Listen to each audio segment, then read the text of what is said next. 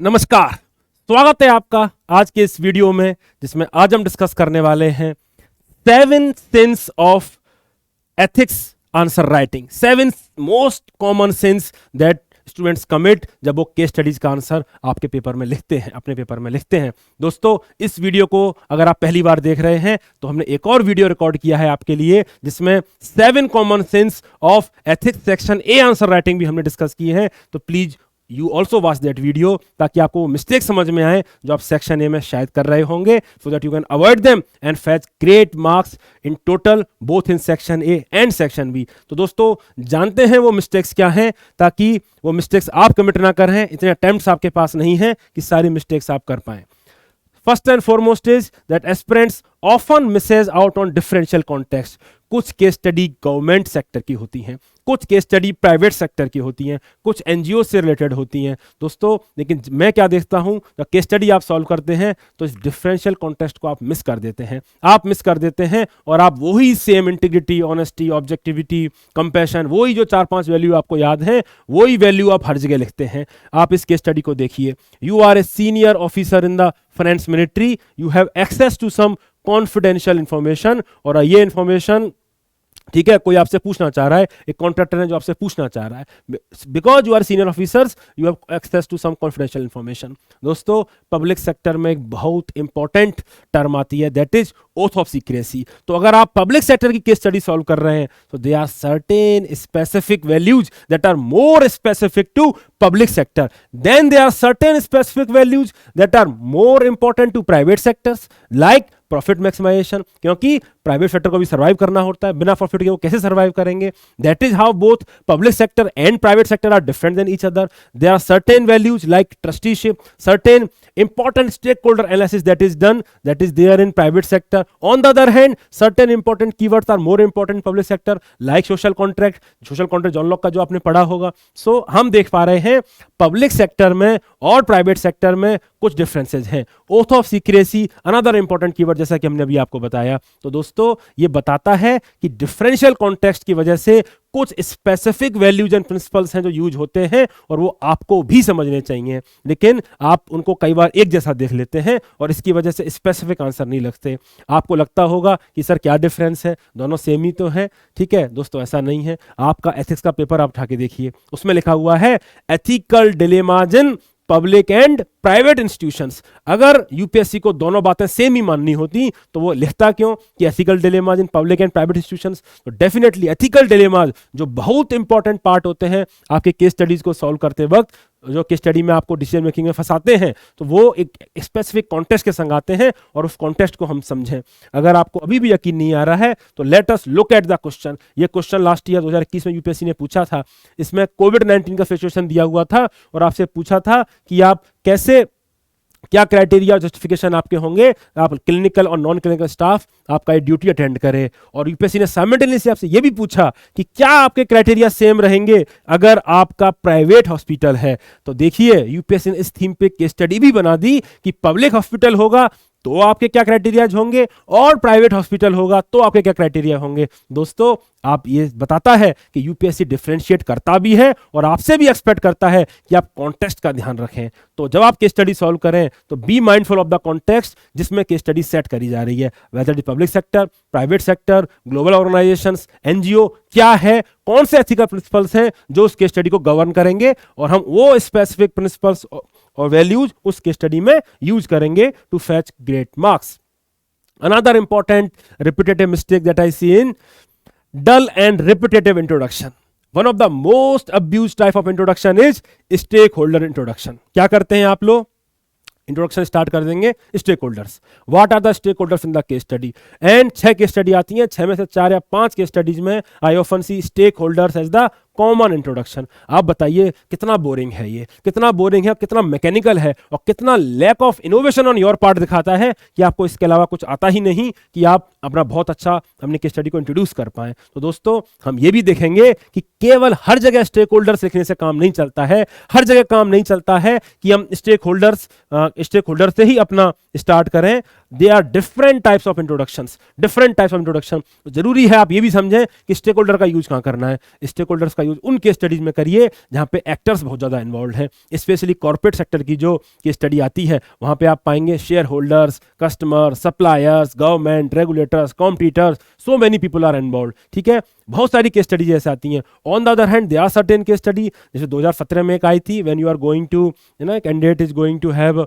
UPSC interview और रास्ते में किसी नोन का वो हो जाता है, एक्सीडेंट हो जाता है, तो वो एक्सीडेंट में आपसे पूछते हैं आप क्या करेंगे, आप बताइए। तो उसमें बहुत ज़्यादा स्टेक होल्डर्स नहीं है, लगाने को तो आप लगा सकते हैं स्टेक होल्डर, आप हो, यूपीएससी है और वो रिलेटिव्स हैं, उनके रिलेटिव हैं, आपके रिलेटिव हैं, सोसाइटी है, पूरा अपना जॉइंट फैमिली का पिक्चर आप वहाँ बना सकते हैं। But that is not the right way, that is not the right way. Stakeholders उनके स्टडी में आपको लाना है जब बहुत सारे इंस्टीट्यूशंस एंड एक्टर्स इन्वॉल्व हों, ताकि आप भूल नहीं जाएं, ताकि आप स्टेक्स एनालिसिस करना भूल नहीं जाएं, किसी एक इंपॉर्टेंट प्लेयर को भूल नहीं जाएं। तो ये आप जरूर सीखिए, ठीक है, कि स्टेक होल्डर्स का यूज हमको कहां करना है। ऑन द अदर हैंड हम देख पाएंगे कि there are other ways of introducing your case study also in this UPSC 2019 का 17 का जो केस स्टडी मैंने आपको बताया, दैट इज इंटरव्यू वाला case study, that is about dilemma. So you may directly start your case study with the dilemma, कि आप क्या डिलेमा फेस कर रहे हैं, whether to attend the interview और to attend the patient that is lying on the road because of the road accident. आप dilemma से भी स्टार्ट कर सकते हैं।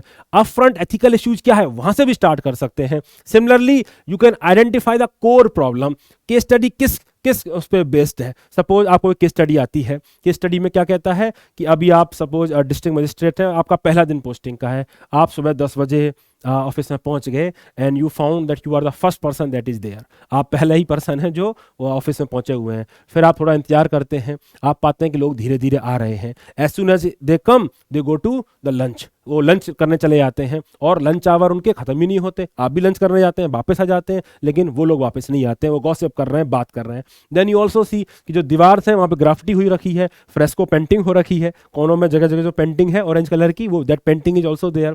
फिर आप ऑल्सो पाते हैं कि बाहर लाइन लग रही है और आपका जो चपरासी है वो लोगों से पैसे डिमांड कर रहा है to let these people in and to meet you. ठीक है, तो अगर इस तरह का केस स्टडी आपको दिया जाए तो आप पाएंगे, आपको आना चाहिए कि ये केस स्टडी वर्क कल्चर का केस स्टडी है, because shared values and morals of the people who are working there वो खराब हैं। ठीक है, वो किसी और वैल्यूज से प्रोत्साहित हैं। तो ये जो वर्क कल्चर का प्रॉब्लम है, आपका केस स्टडी स्टार्ट इस बात से हो सकता है इंट्रोडक्शन में, the case study highlight the poor work culture, poor work ethics of the organisation. तो ऐसा कुछ जो सबको समराइज कर दे, पूरी केस स्टडी को, सिस्टमिक इश्यू को हाईलाइट कर दे, वहां से भी आप अपनी केस स्टडी स्टार्ट कर सकते हैं।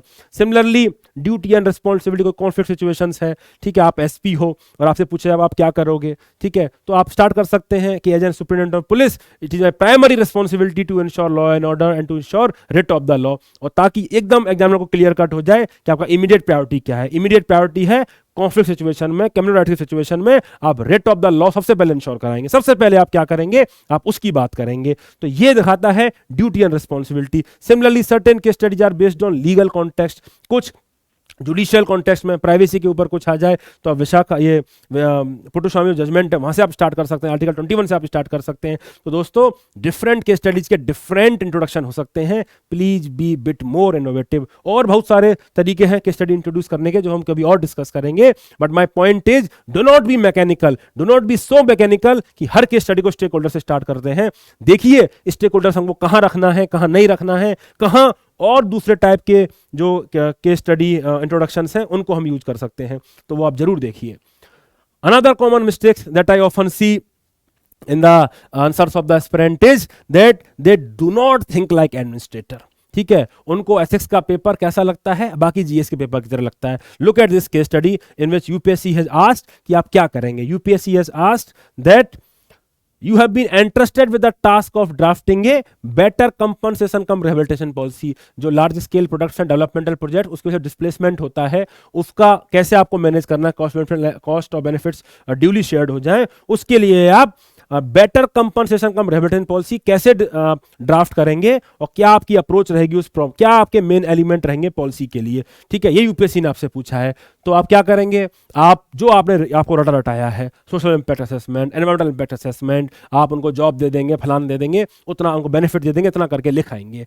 लेकिन आप ये अप्रोच क्या है, ये अप्रोच तो न्यूज़पेपर अप्रोच है, ये तो आपका जो जाके जीएस में आप लिखते हो वो अप्रोच है। यूपीएससी चाहता है that you think like an administrator.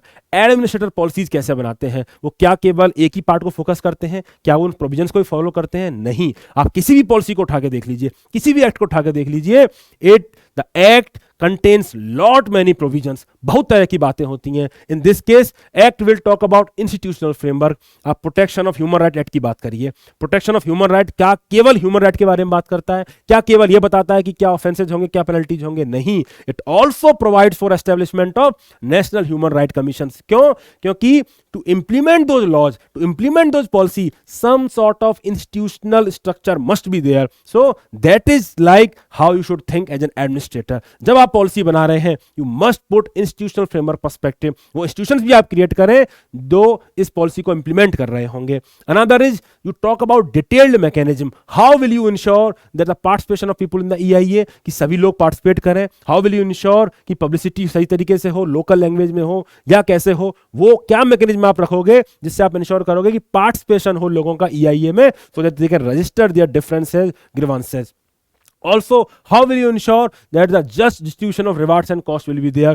Those specific mechanism must be there। केवल लिखने से काम नहीं चलेगा। Fair distribution of cost and benefit, इतना उनको जॉब दे देंगे। कैसे करोगे एक्चुअल में? How will you ensure? What should be the checks and balances in your procedures? वो इस क्वेश्चंस का, इस आंसर का पार्ट जरूर होना चाहिए। देन कोई भी राइट्स, कोई भी entitlement are incomplete without the grievance redressal mechanism. Right to education का कोई मतलब है, मनरेगा का कोई मतलब है, अगर आप कंप्लेन उसके खिलाफ ना कर सको, अगर आपके राइट्स वायलेट हो रहे हैं। सिमिलरली आप जो भी राइट्स की बात कर रहे हैं, जो भी एंटरटेनमेंट की बात कर रहे हैं, what should be the grievance redressal framework. अगर किसी को वो राइट्स नहीं मिले तो किसके पास जाएगा? That mechanism you should provide in your policy. Then overall monitoring framework क्या रहेगा? ओवरऑल ओवरसाइट कौन रखेगा पॉलिसी के इंप्लीमेंटेशन पे?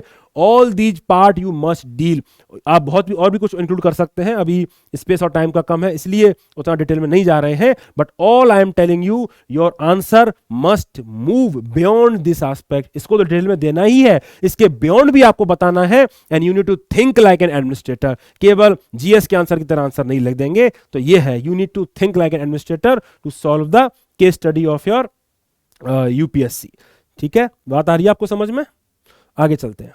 Another common mistake, another common aspect is that I often see mechanical and shallow answers। ठीक है, जो case studies लोग सॉल्व करते हैं बहुत ज्यादा मैकेनिकली सॉल्व करते हैं। मैकेनिकल केस स्टडी सॉल्व करने से मेरा क्या मतलब है? मैकेनिकल सॉल्व करने से मतलब है that they focus excessive on merits and demerits. Merits and demerits को तो लाइन लगा के लिख देंगे, 5 मेरिट 5 डीमेरिट, 6 मेरिट 6 डीमेरिट, पूरा पेज इस चीज में भर जाएगा। Even when they are not asked. आप देखिएगा काफी सारी केस स्टडी में यूपीएससी आपसे पूछता भी नहीं है मेरिट डीमेरिट, फिर भी आप मेरिट डीमेरिट लिख देते हैं इवन व्हेन दे आर। और आप क्या करते हैं? रिपीटेटिव इन नेचर, एक ऑप्शन का मेरिट दूसरे डीमेरिट में लिख दोगे, एक का डीमेरिट दूसरे के मेरिट में लिख दोगे। आपको लगता नहीं है कि मेरे से बोर हो जाएगा? आप एक ही चीज को आप लिख रहे हो, तेरे मस्त मस्त दो नैन मेरे दिल का ले गए चैन है, और मेरे दिल का ले गए चैन तेरे मस्त मस्त दो नैन। तो एग्जामिनर को ये बात समझ में आती है कि आप कैसे एक्टिव वैसे बॉयज उसके संग खेल रहे हो। तो don't do that, it will be very mechanical. अच्छा नहीं लगता है, ये मैकेनिकल लगता है। Then you focus more on action. आपका जो केस स्टडी का आंसर है, मैं बार बार देखता हूं एक्शंस। आप एक्शंस क्या लोगे? डिफरेंट एक्शंस आप क्या लोगे? आप मुझे बताइए, क्या कोई भी अपनी केस स्टडी में अनएथिकल डिसीजन लेगा? आपको केस स्टडी में बोल दिया जाएगा, क्या बोला जाएगा कि साहब आप फंड माफिया वाले डिस्ट्रिक्ट में एसपी हो, यंग एनर्जेटिक एसपी हो, आप एक्शन ले रहे हो, but now they have threatened you. वो थ्रेटन कर चुके हैं आपको और आपकी फैमिली को खतरा है। अब आप क्या करोगे? क्या कोई भी अपनी केस स्टडी में लिखेगा कि मैं वहां से भाग जाऊंगा? मोस्ट लाइकली वो नहीं लिखेंगे। ठीक है, या आपको आपने कोई इरेगुलरिटी नोटिस कर ली, अपने सीनियर को बताई, सीनियर आपको कह रहे हैं कि इरेगुलरिटी को जाने दो, ये छोटी मोटी चीज है, मिनिस्टर का आपके ऊपर हाथ हो जाएगा, आपको प्रमोशन टाइम से मिल जाएगा, अच्छी पोस्टिंग मिलेगी, रिवार्ड वगैरह मिलेगा, और आप गड़बड़ कर दोगे, स्टंटेड हो जाओगे, आपके खिलाफ सेक्सुअल हरासमेंट का केस फाइल कर दिया जाएगा। All these case studies mechanism are there. आपको क्या लगता है, how many people will actually take the unethical decision और द सॉर्ट ऑफ डिसीजन जो ये बताएगा कि भाई मैं तो उनकी बात मान लूंगा, ठीक है, मैं तो उसको इग्नोर कर दूंगा, ठीक है, जो भी इरेगुलरिटी मैंने डिटेक्ट करी है, या मैं सैंड माफिया वाले से भाग जाऊंगा, उसको कॉम्प्रोमाइज कर लूंगा। No one will write, in fact most people will not write this sort of actions. तो how will UPSC differentiate? UPSC कैसे डिफरेंशिएट करेगा कौन सा आंसर एथिकल है, कौन सा एथिकल क्वेश्चन क्या है? UPSC will differentiate by giving justification. आप कौन से जस्टिफिकेशन देते हो, यूपीएससी उससे आपको डिसाइड करता है कि आप सोच कैसे रहे हैं, आप उसने वो डिसीजन मेकिंग क्यों करी। आप बताओगे कि कैसे बात मेरे कंसर्न से नहीं उतरेगी, कैसे मैं रात में सो नहीं पाऊंगा अगर मैंने एक्शन नहीं लिया, कैसे मैं अपनी ड्यूटी पूरी नहीं करूंगा, कैसे मेरे को डिजोनेंस रहेगा, या और रैशनली आप बात कर सकते हो। ठीक है, तो जब आप रीजनिंग देते हो, जब आप उनके रीजंस आपको समझ में आते हैं, तब लगता है कि हाँ आपके बात अंदर तक पहुंची है। ये बात आपको समझ में आनी चाहिए, क्योंकि not many people will take an ethical decision. कोई नहीं लेगा, सब अच्छा अच्छा लिख के आएंगे, लेकिन जस्टिफिकेशन क्या दे रहे हैं उससे quality of answer writing decide होती है। सो always give adequate focus on arguments, adequate focus on justification, और when you give justification आपके arguments incomplete नहीं होने चाहिए, इनकम्प्लीट आर्गूमेंट नहीं होने चाहिए। इन दोनों केस स्टडी की अगर मैं बात करूं तो इन दोनों केस स्टडी में there is sense of demerit, दोनों ही केस स्टडी में डीमेरिट थी। अगर आप सेंड माफिया वाले केस स्टडी की बात करें तो उसमें डीमेरिट ये है कि आपकी जान जा सकती है, आपकी फैमिली को खतरा हो सकता है। दूसरी जो केस स्टडी है उसमें भी एक डीमेरिट है, उसमें डीमेरिट है कि आपका प्रमोशन नहीं होगा, आपका ट्रांसफर कर देंगे, आप पे वो सेक्सुअल हरासमेंट का केस फाइल हो जाएगा। ठीक है, लेकिन most of you will not address the demerit in your case study. ठीक है, आप लिख तो दोगे कि ड्यूटी कंसर्न सब मैं फॉलो कर रहा हूं, लेकिन वो डीमेरिट आपको एक्सेप्टेबल क्यों है, why those demerits, why that premature transfer, why that denial of promotion, why that frivolous cases of sexual harassment case is acceptable to you. आपको उसका भी आंसर करना है। जब आप उसका आंसर करोगे you will find you are giving answer with conviction। आप एग्जामिनर को बता रहे हो कि आपके अंदर कितना कॉन्विक्शन है कि you are accepting the demerit of that chosen options। आप क्यों उन demerits को चूज कर रहे हो। ठीक है, आप उसमें लिखोगे you have full faith in judiciary, you have full faith in judiciary, that is why you are not fearing that frivolous cases। आपको पता है truth will ultimately truth will be out, सत्यमेव जयते, इस तरह की बातें आप लिखोगे। ठीक है, आप लिखोगे कि ultimately posting will not matter, what matters आप किसी भी ड्यूटी को कितना फेथफुली डिस्चार्ज करते हो, कितना सिंसियरली डिस्चार्ज करते हो। इस तरह की बातें जब आप लिखोगे अपनी केस स्टडीज में, देन एग्जामिनर विल अंडरस्टैंड कि भाई ये demerits why they are acceptable to you, what is the logic behind accepting those demerits. ऐसे तो कोई भी हर कोई अच्छी गलत अच्छी बातें करके निकल जाएगा और एग्जामिनर को पता नहीं चलेगा। ठीक है, तभी एग्जामिनर को पता चलेगा जब आप कंप्लीट आर्गूमेंट देंगे, आर्गूमेंट तो देंगे ही, कंप्लीट आर्गूमेंट देंगे including the acceptance of the demerits जो आपके चूजन कोर्स ऑफ एक्शन में होंगी। ठीक है, आप उसको कैसे मिनिमाइज करोगे। फैमिली वाले केस में अगर डर है, सेफ्टी है, तो आपको ड्यू एक्शन लेना है अपनी फैमिली की सेफ्टी के लिए, because that is also your responsibility. तो आप ये बताएंगे कि I will be taking these and these measures to ensure safety of my family. पर उनको कहीं शिफ्ट कर देंगे, खुद के लिए भी बात करेंगे पुलिस एडमिनिस्ट्रेशन से, ये सेफ्टी ऐसे बढ़ाई जाए। सो दैट एग्जामिनर अंडरस्टैंड कि आप बावले इंसान नहीं हैं, आप एस्टिमेट नहीं सोच रहे हैं, आप बैलेंस तरीके से सोच रहे हैं, आप अपनी ड्यूटी भी पूरी करेंगे और फैमिली के प्रति रिस्पॉन्सिबिलिटी भी पूरी निभाएंगे। ठीक है, so you must give your arguments and दो आर्ग्यूमेंट्स मस्ट बी कंप्लीट। वो आर्ग्यूमेंट्स आपके कंप्लीट भी होने चाहिए।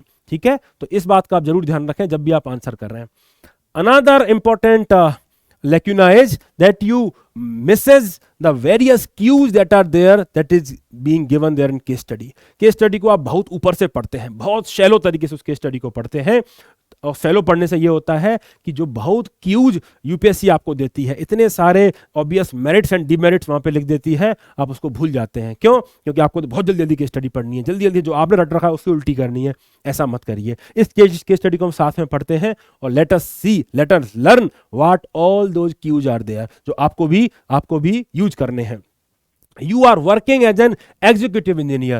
As an executive engineer का मतलब क्या है? As an executive engineer का मतलब है professional ethics will come into the picture, engineering ethics will come into the picture। अगर आप सिविल इंजीनियर हैं तो sustainability, stability and security of the structure will be your responsibility। Medical ethics अगर यहाँ पे होता, अगर आप डॉक्टर होते तो मेडिकल एथिक्स विल बी, पढ़ा है ना हमने अप्लाइड एथिक्स, उसके प्रिंसिपल, उसके स्पेसिफिक प्रिंसिपल्स यहाँ पे लग जाते, और मेरिट डिमेरिट में आप वो स्पेसिफिक प्रिंसिपल्स का यूज करते, ना कि जेनरिक प्रिंसिपल्स का। इस बात को आप समझिए। In the construction cell of municipal corporation and are presently in charge of the construction. तो ये दिखाता है आपकी रिस्पॉन्सिबिलिटी क्या है। अगर कुछ गड़बड़ फड़बड़ होती है तो ये रिस्पॉन्सिबिलिटी आपकी है। Then there are 2 engineers under you. Under you का मतलब है hierarchy will come into the picture. ठीक है, leadership, your leadership position will come into the picture, you are now you are leader, तो लीडरशिप क्वालिटी भी test होंगी, ठीक है। हु हैव रिस्पॉन्सिबिलिटी, आपकी रिस्पॉन्सिबिलिटी है, और मतलब उन लोगों की रिस्पॉन्सिबिलिटी है of day to day inspection of the site and reporting to you,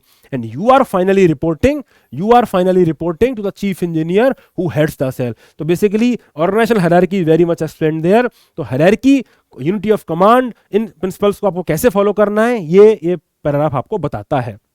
While the construction is heading towards completion की ओर है, 2 junior engineers have regularly reporting, वो बार बार रिपोर्ट कर रहे हैं, the construction is taking place as per design specification, सब चंगासी, बहुत अच्छा हो रहा है सर।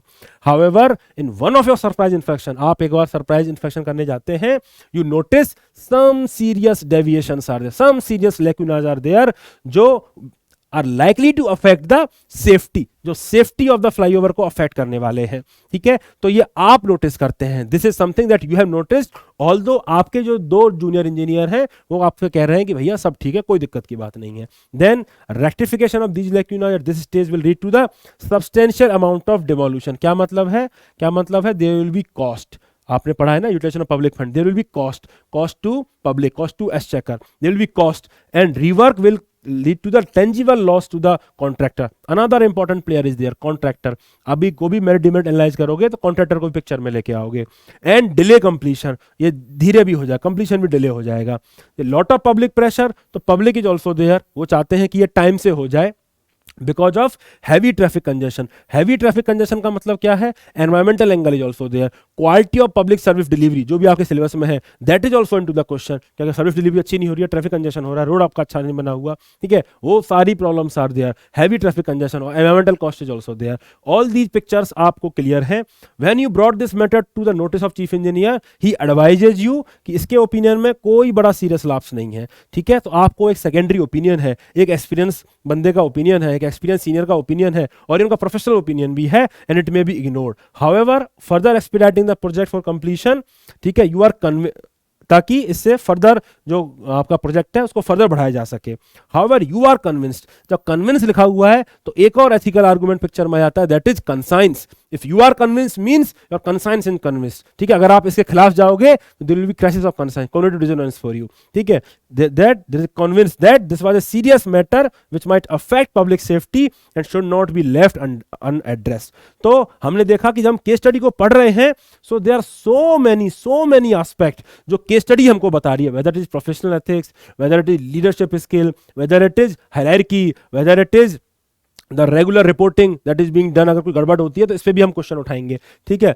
सबसे अमाउंट डिवोल्यूशन, जो यूटिलाइजेशन ऑफ पब्लिक फंड वाला पार्ट है उसकी बात हो रही है, environmental angle is also there, contractor is also in the picture, ठीक है, और आपका जो जनता है वो भी परेशान है, ठीक है। तो ये दिखाता है कि कितना जो केस स्टडी है कितना मल्टी डायमेंशनल है, कितने सारे स्टेक्स आर देयर, ठीक है। और क्या है इस केस स्टडी में, ठीक है। तो इस केस स्टडी में जब आपसे पूछते हैं कि आप क्या करोगे, इस केस स्टडी में आपसे पूछते हैं आप क्या करोगे, तो एक्शन आप जो भी लो, ठीक है। लेकिन मैं क्या पाता हूं कि जब भी आप कोई एक्शन लोगे तो मैंने एक्शन ऐसा ही देखा है कि आप विसल ब्लो कर दोगे, या आप और ऊपर सीनियर के पास चले जाओगे, या you will proceed with the halting और आप रिकवर करोगे इस कॉस्ट को। All those action you will take, उसी के समय हम केस स्टडी खत्म कर देते हैं, ठीक है दोस्तों। लेकिन ये shallow reading of the case study है। एक तो आपको केस स्टडी के जो हिडन एस्पेक्ट है इनको आप यूज करोगे मेरिट डिमेरिट में, अपने डिफरेंट ऑप्शन के एनालिसिस में। बी, आपने एक चीज को गौर नहीं किया, आपने गौर ये नहीं किया कि यहाँ पे एक सिस्टमेटिक फेलियर है, एक सिस्टमेटिक फेलियर है because these 2 junior engineers were regularly reporting कि सब चंगासी। इसका मतलब क्या है, इसका मतलब ये है कि आपका इंटरनल ऑडिट जो मैकेनिज्म है, आपका जो रिस्क मैनेजमेंट सिस्टम है, आपका इंटरनल मॉनिटरिंग वाला सिस्टम है, वो फॉल्ट है, उसमें फॉल्ट है, इसकी वजह से इतना लेट डिटेक्ट हुआ। तो सिस्टमिक सॉल्यूशन आपको जरूर देना है अपनी केस स्टडी में। शॉर्ट टर्म सॉल्यूशन आप जो भी दो, जो बाकी लोग भी देंगे, बाकी स्टूडेंट्स भी देंगे, बट एक लॉन्ग टर्म सॉल्यूशन, जो सॉल्यूशन सिस्टमिक फेलियर्स को एड्रेस करे, इन this case internal monitoring mechanism, internal risk management system, वो उतना अच्छा नहीं था, ठीक है। तो उसको हम उसका सॉल्यूशन जरूर प्रोवाइड करेंगे अपनी केस स्टडी में। That talks about how you are not doing the shallow reading. आप एक ओवरव्यू ले पा रहे हो केस स्टडी से, आप हाईलाइट कर पा रहे हो कि सिस्टमिक फेलियर कौन सा है जो लॉन्ग टर्म में ऐसी परेशानियां दोबारा आने से हमको बचाएगा। तो ये आप जरूर ध्यान रखें जब भी आप केस स्टडी सॉल्व करें। एक तो केस स्टडी से क्यूज लें, डेप्थ में पढ़ें केस स्टडी को, और दूसरा थोड़ा सा ओवरव्यू लेके केस स्टडी सॉल्व करें and try to highlight the systemic failure that is there and take long term solutions हम लें केस स्टडी में। Another important mistakes, common mistake that you do is that you misses the wood for the tree. ठीक है, आप आपको keywords आपको पता है, आपको वो यूज करने हैं, आपको बस वो आपको नहीं पता वो एक्चुअल में उनका सही यूज क्या है। ठीक है, ethical dilemma and ethical issues बहुत इंटरचेंजेबली आज यूज करते हैं। एथिकल इश्यू पूछा होता है तो डिलेमा लिख देते हैं, डिलेमा पूछा होता है तो इश्यू लिख देते हैं। ठीक है, आपको खुद को अंडरस्टैंडिंग नहीं है कि एथिकल इश्यू एथिकल डिलेमा में क्या डिफरेंस है। तो क्या डिफरेंस है दोस्तों, what is difference between ethical issue and ethical dilemma. ठीक है, ethical issue is about the violation of an ethical principle. किसी भी एथिकल प्रिंसिपल का वायलेशन एथिकल इश्यू प्रेजेंट में या फ्यूचर में उसको बना देता है। But ethical dilemma is about the choices, दो चॉइस जो एथिकल प्रिंसिपल्स हैं उनके बीच में आप चूज कर रहे हैं, उनके बीच में जब विरोधाभास आ रहा है कि हम किसके संग जाएं, which principle I should go ahead with, वो क्या है, वो एथिकल डिलेमा है। To give you an example, if suppose you are made district magistrate, आप कलेक्टर अगर कहीं के बना दिए जाते हैं, आप हमारे स्टूडेंट्स हैं। ठीक है, आपके पास कोई आता है और आपको बोलता है कि आप 1 करोड़ रुपए ले लीजिए और ये टेंडर हमको दे दीजिए। ठीक है, और आप वो कर देते हैं। ठीक है, दूसरा केस लेते हैं, आपके पास कोई आता है और अपनी गन निकालता है, गन आपके सिर पे रखता है और बोलता है कि आप 1 करोड़ रुपए ले लीजिए और टेंडर दे दीजिए। अब बताइए इन दोनों केसों में, पहला केस और दूसरा केस, पहले केस में 1 करोड़ है और टेंडर देना है, दूसरे केस में गन है, 1 करोड़ है और टेंडर देना है, कौन से केस में कौन सा एथिकल इश्यू कौन सा डिलेमा है। जी हाँ दोस्तों, जो दूसरा केस है वो एथिकल डिलेमा है। क्यों, पहला क्या है, पहले में कोई डिलेमा नहीं है, आप सिंपल एक करप्ट ऑफिसर हैं, अगर आप 1 करोड़ रुपए ले लेते हैं तो एथिकल प्रिंसिपल का वॉयलेट कर रहे हैं, you are not suppose to take that money, कोई डिलेमा नहीं है, कोई डिलेमा नहीं, absolutely no dilemma is there in this case. But in second case there is a dilemma. क्यों, अगर आप वो पैसा नहीं लेते हैं तो आपके सिर पे बंदूक लगी हुई है, you have responsibility to protect your life also. अरे भैया पहले जान भी तो बचाओगे, आप 1 करोड़ रुपए लोगे और जान भी तो बचाओगे, जान नहीं बचाओगे तो हो सकता है कि आप जान बचा के आप पुलिस के पास चले जाओ, अब बाद में मिनिस्ट्री को बता दो, आप कुछ और कर लो, बट जाना चाहना तो आपकी रिस्पॉन्सिबिलिटी है। So now you are thinking कि क्या करना है। So ethical issue is about the violation और potential violation of an ethical principle, और ethical dilemma is about the choosing of between two alternative, both of them should have ethical basis, दोनों के बीच में ethical basis होना चाहिए। I hope अब आपको बात समझ में आ गई होगी। तो ethical dilemma जब आप लिखें तो वर्सेस के फॉर्म में लिखें, और ethical issue जब आप लिखें तो उस प्रिंसिपल के वायलेशन के फॉर्म में लिखें, इंटरचेंजेबली दोनों को यूज ना करें। ठीक है, दूसरा बात है जब आप एथिकल डिलेमा लिखें तो थोड़ा स्पेसिफिक होकर लिखें। कुछ लोग लिखते हैं short term interest versus long term pain, ethics versus morality, conscience versus ethics. भाई इससे क्या होगा, कौन सा कंसाइंस, कौन सी मोरालिटी, कौन सा एथिकल प्रिंसिपल्स, कौन सा मॉरल प्रिंसिपल्स, कौन सा शॉर्ट टर्म इंटरेस्ट, कौन सा लॉन्ग टर्म पेन, कौन सा ऑर्गेनाइजेशनल ऑब्जेक्टिव। आपको थोड़ा स्पेसिफिक लिखना है, आपको बताना है कि this ethical principle is going against this moral principle of you. ठीक है, एग्जैक्टली आपको बताना है, तभी तो पता पड़ेगा डिलेमा क्या है। ये तो आप किसी भी केस स्टडी में लिख सकते हो, आप किसी भी केस में डिलेमा पूछा है, आप इसको कॉपी कर दीजिए इसको वहां पे। ठीक है, तो what does it mean? It means that this answer is not specific. ये आंसर उतना डेप्थ में आंसर नहीं है। ठीक है, तो ये आपको जरूर सीखना है कि आप स्पेसिफिक होकर डिलेमाओं को लिखें, स्पेसिफिक होकर साफ साफ बताएं कि कौन से एथिकल प्रिंसिपल्स हैं जो आपस में कॉन्ट्रडिक्शंस में हैं।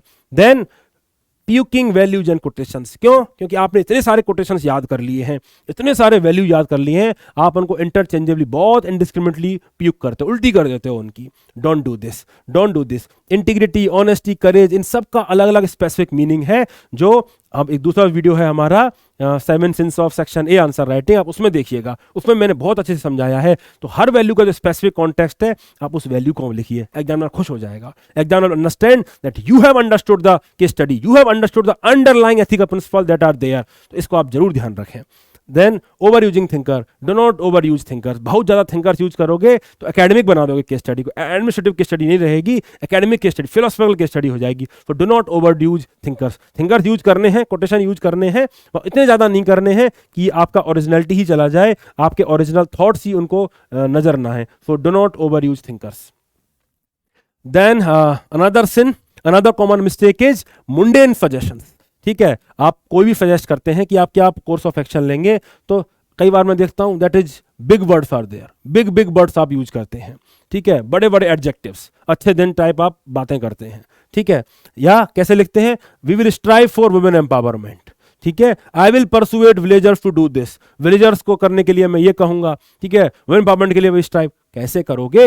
What are the specific, what are the actions, how will you persuade villagers, what specific actions will you take, how what steps will you take for women empowerment. So you have to be specific, mundane suggestions नहीं, ठीक है, बरबोस suggestions नहीं, बड़ी बड़ी बातें नहीं, specific actionable suggestions must be suggested so that examiner understand that you mean business, whatever you are writing you mean business, and those are the steps that can be actually implemented। ठीक है, उनकी आप बात करें, ठीक है। और अगर आप कंक्लूजन सॉल्यूशन बात करें तो do not ever miss out systemic issue, जैसा कि हमने उसके स्टडी में देखा कि इंटरनल रिस्क मैनेजमेंट का फेलियर था। Do not miss out on systemic issues, do not only give short term solution, long term solution दीजिए, ठीक है, लॉन्ग टर्म सॉल्यूशन दीजिए और अपना विजन जरूर प्रोजेक्ट करिए। चाइल्ड लेबर का कोई केस स्टडी आपको आए, ठीक है, चाइल्ड लेबर को रेस्क्यू कराना नहीं कराना जो भी है, आप जो भी एक्शंस ले लें, अल्टीमेटली आपका विजन, आपका जो इशू है वो इशू तो किसी कॉन्टेक्स्ट में होगा, आपका कोई ढाबे वाला होगा, उस बच्चे को परेशानी होगी, फैमिली में परेशानी होगी, चाइल्ड लेबर कर रहा होगा, डिलेमा क्रिएट कर देंगे और आपको पूछेंगे आप क्या करोगे, आप जो भी उसमें एक्शन ले लो,